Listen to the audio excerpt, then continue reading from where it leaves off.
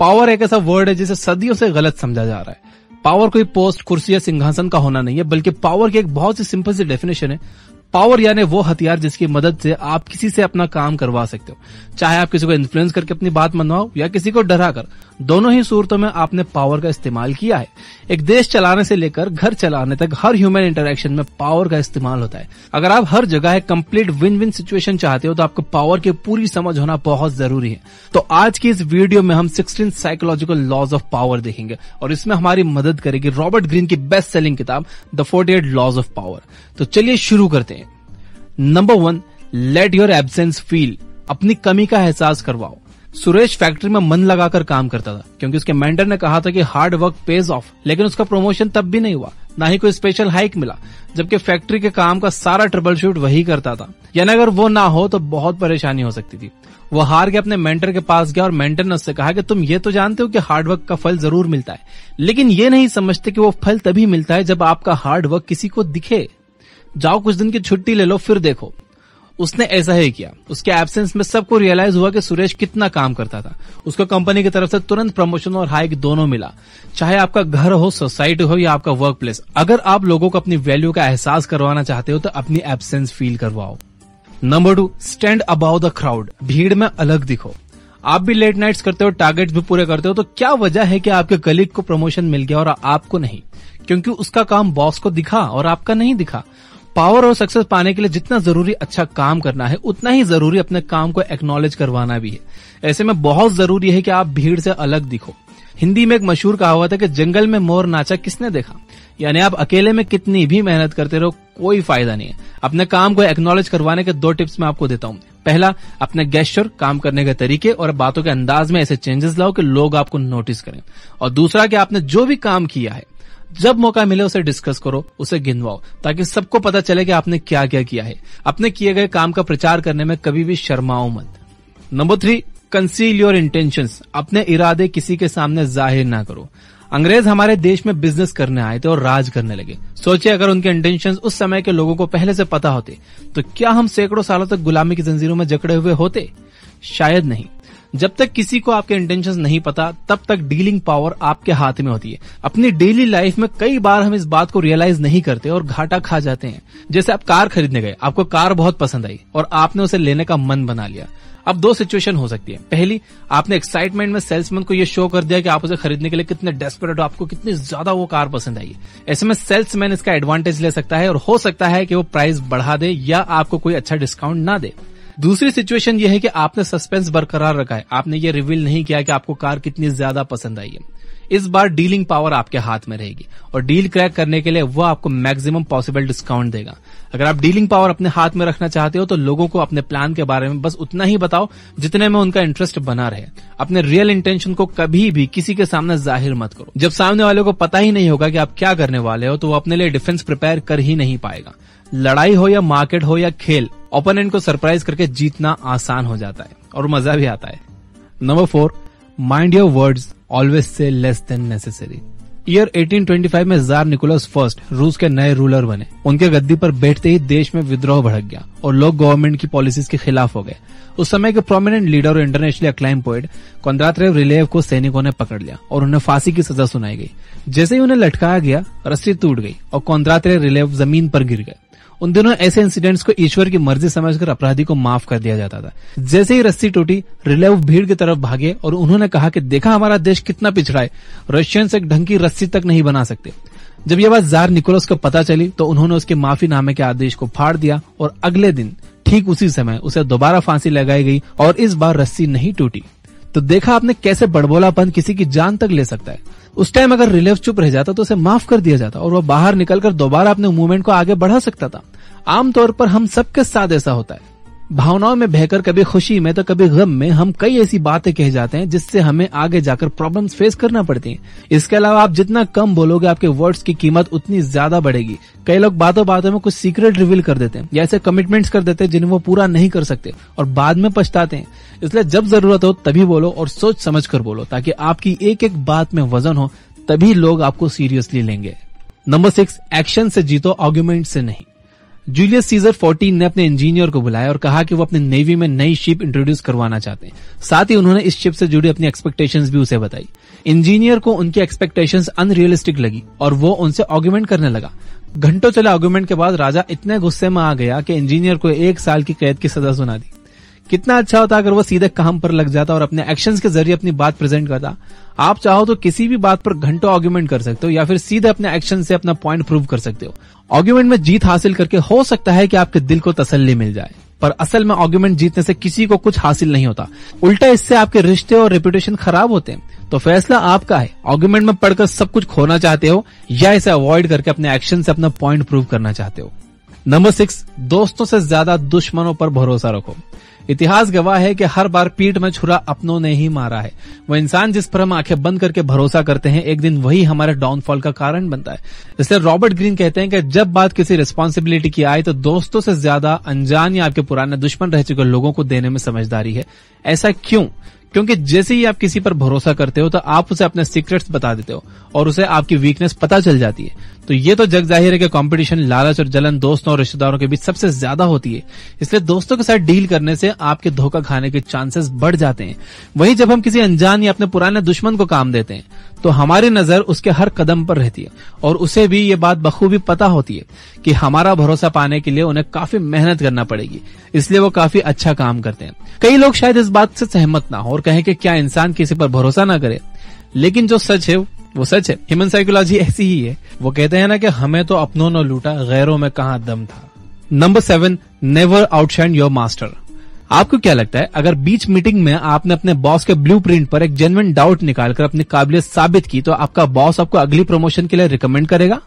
जी नहीं, वो आपकी गलती ढूंढकर आपको रिप्लेस करने का मौका ढूंढेगा, क्योंकि आपने उसे यह एहसास दिला दिया कि शायद आप उससे ज्यादा काबिल हो और आप उसके लिए खतरा बन सकते हो या उसकी इंसल्ट कर सकते हो।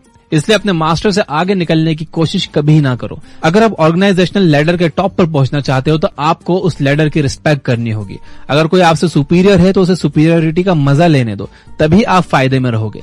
ये आज की बात नहीं है, बल्कि सदियों से यही होता आया है।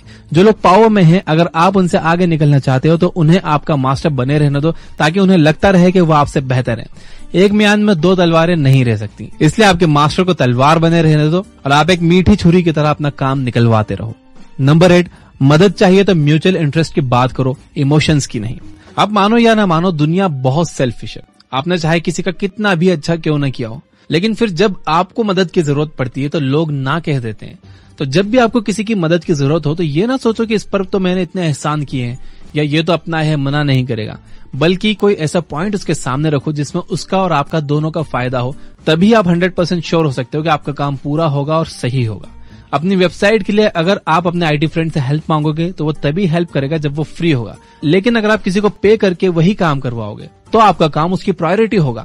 यानी सीधे शब्दों में कहें तो अगर आप अपने काम के बारे में सीरियस हो तो उसे करवाने के लिए म्यूचुअल इंटरेस्ट का सहारा लो, इमोशंस, काइंडनेस या ग्रेटिट्यूड का सहारा मत लो। नंबर 9, खुद पर भरोसा रखो। साइकोलॉजिकल पावर केवल दूसरों के साथ अपने रिलेशन को समझने से नहीं आती, बल्कि आपका खुद के साथ भी एक स्ट्रांग रिलेशन होना चाहिए। मैं अक्सर ऐसे लोगों से मिलता हूं जो इतने कंफ्यूज रहते हैं कि उन्हें खुद नहीं पता होता कि वो क्या चाहते हैं क्या नहीं। बस छोटे छोटे फेलियर से डर कर अपना रास्ता बदलते रहते हैं। खुद के बारे में आपका क्लियर व्यू होना बहुत जरूरी है। आपको पता होना चाहिए कि आप जो करना चाहते हो उसमें मुश्किलें, फेलियर्स और सेटबैक आएंगे, लेकिन आपको क्विट नहीं करना है। आपको बस हर छोटी छोटी जीत को सेलिब्रेट करना है ताकि आपका सेल्फ एस्टीम बढ़े। दुनिया उसी की रिस्पेक्ट करती है जो खुद की रिस्पेक्ट करना जानते हैं। Number 10, infection, avoid the unlucky and the unhappy. English में एक बड़ी पुरानी कहावत है, you could die from someone else's misery, यानी आप किसी और के दुख से मर सकते हो। हमारा इमोशनल सेटअप कुछ ऐसा ही है कि हमारी जैसी संगत होती है हम वैसे ही हो जाते हैं। इमोशनल स्टेट किसी बीमारी की तरह इन्फेक्शियस होता है। आपको लगेगा कि आप बेचारे की मदद कर रहे हो, उसके दुख का साथी बन रहे हो, लेकिन असल में आप खुद के लिए मुसीबत पाल रहे हो। अगर आप किसी ऐसे का साथ चुनते हो जो दुखी है तो उसे खुश करने के चक्कर में आप खुद कब खुश रहना भूल जाओगे, आपको पता भी नहीं चलेगा। अनफॉर्चुनेट लोग मिसफॉर्चून अपने साथ लेकर चलते हैं और वो अपने नेगेटिव वाइब्रेशन से आपको भी अनलकी बना सकते हैं। इसलिए हमेशा अपने आसपास खुश, सेटिस्फाइड और पॉजिटिव लोगों को रखो। नंबर 11, आदमी देखकर व्यवहार करो। क्या आप अपने बॉस से बात मनवाने के लिए और अपने जूनियर से अपनी बात मनवाने के लिए एक जैसी स्ट्रेटेजी अपनाते हो? क्या आपको लगता है कि घर में आपकी चलती है तो ऑफिस में भी आपकी चलेगी? ऐसा नहीं है, दुनिया में बहुत तरह के लोग हैं, कुछ प्यार से मानते हैं, कुछ डर से, कुछ लालच से। कुल मिलाकर रॉबर्ट ग्रीन ये कहना चाहते हैं कि आपको आदमी देखकर व्यवहार करना आना चाहिए। अपने रिश्तों को, पावर को और पोजीशन को बचाने के लिए आपको अपने आसपास के लोगों को समझना आना चाहिए। रॉबर्ट ग्रीन खासतौर पर यह बात कहते हैं कि जो लोग फीलिंग्स हर्ट होने पर बदला लेने के लिए मौके ढूंढते रहते हैं, उनसे बचकर रहना चाहिए और अननेसेसरी पंगे नहीं लेना चाहिए। नहीं तो ऐसा करने से आप बिना बात के दुश्मन पाल लोगे, क्योंकि पता नहीं आपकी कौन सी बात कब उसे बुरी लग जाए और ना जाने किस पॉइंट पर आपको वो नुकसान पहुंचा दे। Number 12, play a sucker to catch a sucker. आप कितने स्मार्ट हो? क्या आप इतने स्मार्ट हो कि आप जानबूझकर बेवकूफ बन सको? वो कहते हैं ना कि मुसीबत में गधे को भी बाप बनाना पड़ता है। तो अगर आपका सामना किसी बेवकूफ से पड़ा है लेकिन उसके पास आपका काम निकलवाने की पावर है, तो उसे अपनी स्मार्टनेस दिखाने के बजाय ये समझ न दो कि वो आपसे ज्यादा स्मार्ट है, और देखो आपका काम कैसे स्मूथली हो जाता है। इसी तरह अगर आप अपने कॉम्पिटिटर के सामने इनकॉम्पिटेंट एक्ट करोगे तो वो आपको हल्के में लेने लगेगा। रॉबर्ट ग्रीन कहते हैं कि जैसे ही आपने अपने सामने वाले को यकीन दिला दिया कि वो आपसे ज्यादा स्मार्ट है, वैसे ही आपकी जीत पक्की है। Number 13, calculated value. वैसे तो आपको खर्चे सोच समझ कर करने चाहिए, लेकिन कुछ चीजें इतनी अनमोल होती हैं कि आप अपनी सारी दौलत भी उस पर लुटा दो तो कम है। ऐसी एक चीज है नाम और रेपुटेशन। इतना बड़ा शेयर मार्केट, बड़ी बड़ी कंट्रीज की इकोनॉमी, सब रेपुटेशन का खेल है। अगर आपकी रेपुटेशन अच्छी नहीं है तो आपकी मेहनत और कामयाबी अननोटिस्ड चले जाएगी और कोई आपकी बात नहीं सुनेगा, आप पर भरोसा नहीं करेगा। वहीं अगर आपकी रेपुटेशन है तो लोग खुद ब खुद आपको फॉलो करेंगे। किसी लोकल शॉप की 500 की टी शर्ट भी आपको महंगी लगती है और आप डिस्काउंट ढूंढते हो, वहीं लेविस की टी शर्ट के लिए आप 2000 भी खर्च करने के लिए तैयार हो जाओगे, क्योंकि उस ब्रांड का मार्केट में नाम है। तो पहले अपना नाम बनाओ, पैसे तो खुद ब खुद बन जाएंगे। Number 14, be royal in your own fashion. कहते हैं कि आपको दूसरों के साथ वैसा ही व्यवहार करना चाहिए जैसा आप खुद के लिए चाहते हो। रॉबर्ट ग्रीन इसे एक कदम और आगे लेकर गए। वो कहते हैं कि आप खुद को ऐसा ट्रीट करो जैसा आप चाहते हो कि दूसरे आपको करें। अगर आप रूम में कॉन्फिडेंस के साथ एंटर करोगे तो लोग आपकी गलत बात को भी सही मान लेंगे। वहीं अगर आप सही होते हुए भी नर्वस रहोगे तो लोग आपकी बात सुनने से पहले 100 बार सोचेंगे। इसलिए इस तरह से काम करो जैसे आप कोई किंग या क्वीन हो। आपके हर एक्शन में रॉयल्टी झलकनी चाहिए। ऐसे में जो भी आपसे मिलेगा आपसे उसी अदब के साथ पेश आएगा। आमतौर पर हम सिंपल और डाउन टू अर्थ रहने की बात करते हैं, लेकिन कई बार इस चक्कर में हम इतना झुक जाते हैं कि लोग हमें फॉर ग्रांटेड लेने लगते हैं। ये वीडियो इसलिए अपने आप को सिंपल नहीं बल्कि रॉयल बनाओ। Number 15, avoid stepping in great men's shoes. आपका बॉस आपका मेंटर था, ऑफिस में सब उसे मानते थे, उसने कई मुश्किल प्रोजेक्ट सक्सेसफुली हैंडल किए थे।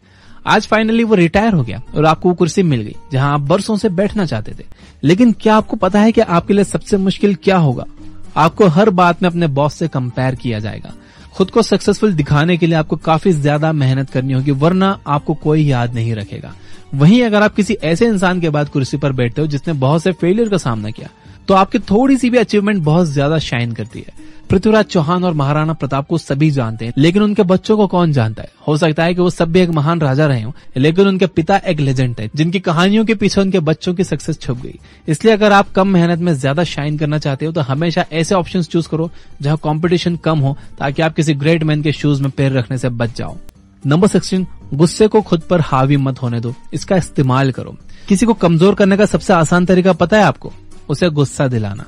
गुस्से में अक्सर इंसान अपने सोचने समझने की ताकत खो देता है, उसके एक्शंस इंपल्सिव हो जाते हैं। अगर आपको छोटी छोटी बातों पर गुस्सा आता है तो आपको लाइफ में इसका काफी खामियाजा भुगतना पड़ सकता है। अगर किसी ने भी ये अंदाजा लगा लिया, उसे ये पता चल गया कि आपको किन बातों पर गुस्सा आता है, तो बड़ी आसानी से वो आपकी नब्ज पकड़ लेंगे और आपको गुस्सा दिलाकर आपका ध्यान भटका देंगे, आपको कमजोर कर देंगे। इसलिए गुस्से जैसे स्ट्रांग इमोशन को अपने सक्सेस के रास्ते में मत आने दो। अगर किसी ने आपके साथ कुछ बुरा किया हो तो भी गुस्सा जाहिर करने की जगह शांति से काम लो और समय आने पर उसे अपने तरीके से जवाब दो।